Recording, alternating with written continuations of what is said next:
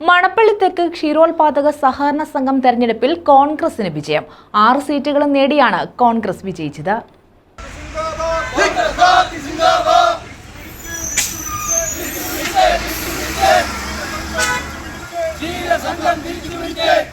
മണപ്പള്ളി തെക്ക് ക്ഷീരോത്പാദക സഹകരണ സംഘം തെരഞ്ഞെടുപ്പിലാണ് കോൺഗ്രസ് വിജയിച്ചത്.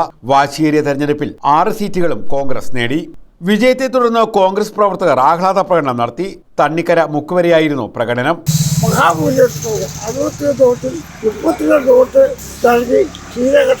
വീണ്ടും കോൺഗ്രസിന്റെ അധികാരം ഏൽപ്പിച്ചിരിക്കുന്നു.